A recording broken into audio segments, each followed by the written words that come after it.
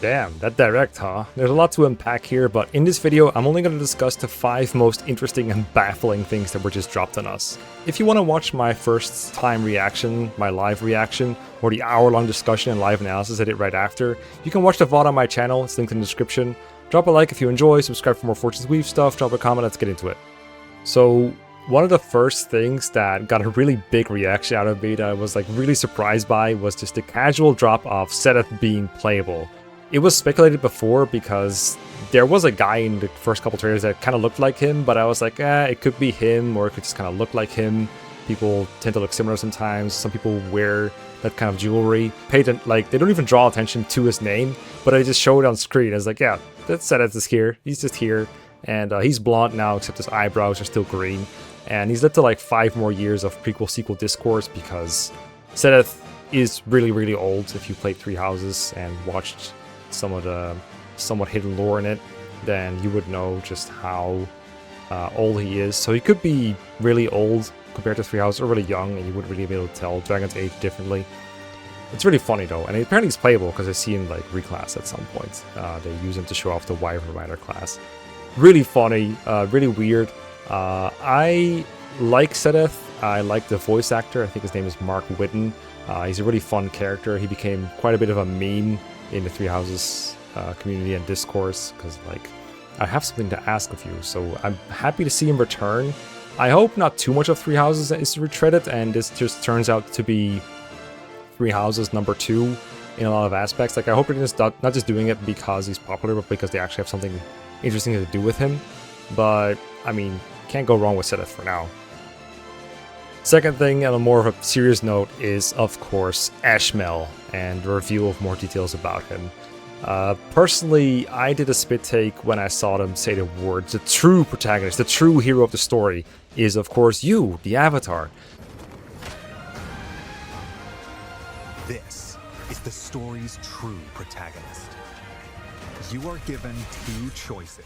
I like that the time travel adventure thing that was mentioned in some place where we really shouldn't have seen it probably. If you want to know what I'm talking about, let's listen to my previous video about the previous Fortune Weave trailer.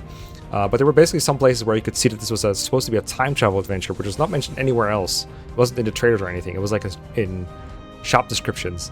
And it turns out that was just true. It was a time travel adventure, and I don't think we were supposed to know that. I think time travel is really risky to include in a story, really hard to do well.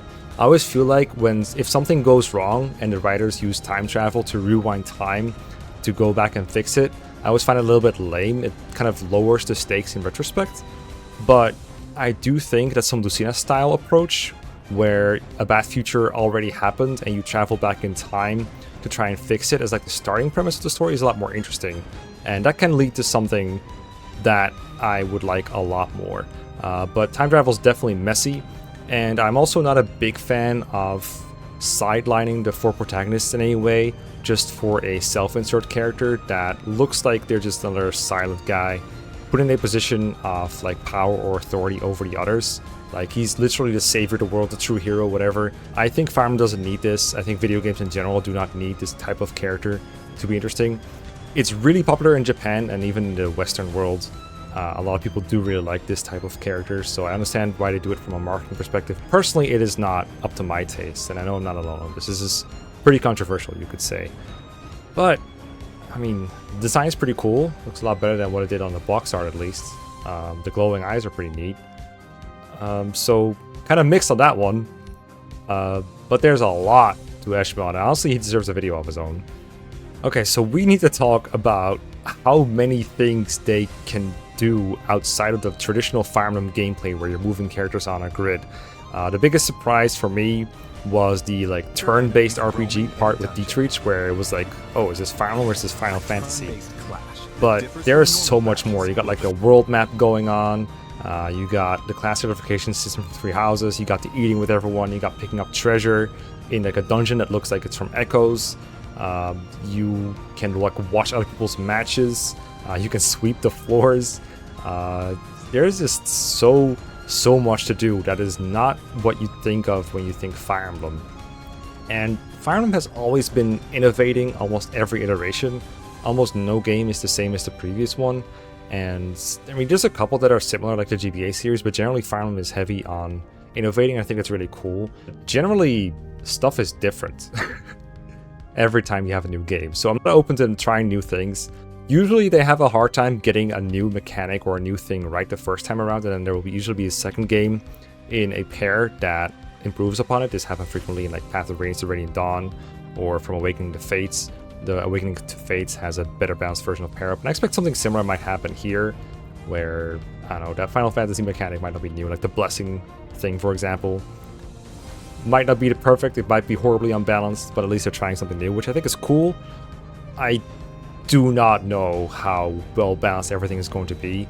The thing with out of battle activities is that they included an option to skip it, which I think is really interesting and fun. Or like, if you're not into it, you can skip it and you're probably fine. Like, they probably made the game beatable without hyper optimizing. Ideally for me, doing this out of battle stuff is fun enough itself to the point where you don't want to skip it. Like, if you're gonna spend so much resources, so much time, so much developer time making out of battle stuff, I would really like it if I enjoyed doing it and I could play it on like stream or playing on a recording and be having a good time, and it wouldn't just be busy work like what people often thought of the Monastery and the Somnia on previous entries, or even My Castle and Fates. I've always said this stuff, if it's in the game, it should be good. We shouldn't have like unskippable dinner animations, for example, from Three Houses. It should be good, it should be fun, and you should be able to skip whatever you want with inside of it if you don't want to watch it. And then you should also be able to like use a menu to do the same stuff instead. But ideally, I like min-maxing. I did a whole playthrough of Three Houses where I was like min-maxing and talking about different builds and ideas and lessons and optimal like lesson plans for my students with my co-host. I think that's really, really fun, and especially doing it blind the first time is going to be really exciting. But if it turns out I'm not having a good time with it, I'm glad we have the option to skip it. So when it was revealed that this game had 4 protagonists, and the trailer was pretty heavily going like, oh, who do you pick, whose route are you going with, how are you going to shape history? So it was pretty obvious to everyone this was going to be a route split game. So it was really surprising to me that they revealed that there's going to be a way to switch perspectives in the middle of your playthrough and just kind of save your progress where you were left at and just continue someone else's. So you can do parallel playthroughs. And I don't know how this is going to be implemented, but I'm really glad it's there.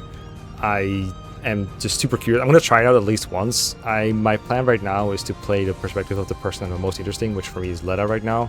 But then if I feel like going, for example, for Dietrich for a bit and find out what he's up to, then I'll try that and we'll see how fun it is. I wonder, because this is obviously going to be taking place during the arena portion, the gladiator portion of the game.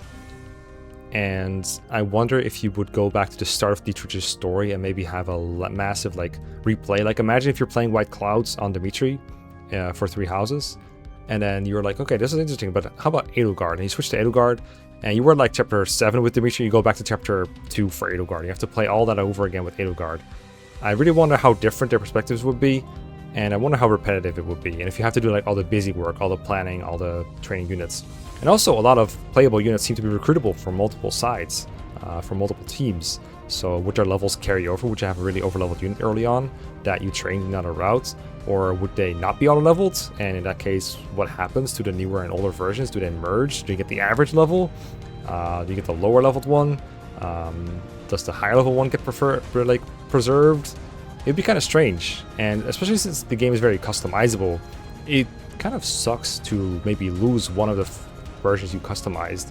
Like, if you really enjoyed Ursula and you recruited her to multiple teams and then played like 2 teams with her, do you get both or something? Like, it is a time traveling adventure, it could happen. Also, the Pale Raven is obviously Ashmel. Like, we know that he transforms into the Raven, or I mean, it's not really a raven, it's more of a cockatiel kind of bird, but they call him a White Raven. And he's like, so he's in there like watching the other players or the other protagonists. And finally, I can't go on without mentioning None with Gun. This character is supposedly, according to their character profile, from the West, and she has a gauntlet that just looks like a firearm, but it totally isn't. My favorite Reddit comment on this was like, yeah, that's not going to hold up in court. That's just a gun. I think it's really funny. They said that gauntlets in this game are going to give you more avoid when you're using them. I hope that's not just referring to the part where they're light, but they actually give you an avoid bonus. I think it'd be really interesting. especially since the Brave effect, that it makes him attack twice, seems to be gone. And I look forward to just generally trying out what they got with all the new weapons, but I'm pretty sure the gauntlet that looks like a gun is already everyone's favorite. It looks really cool, and I can't wait to try out this character.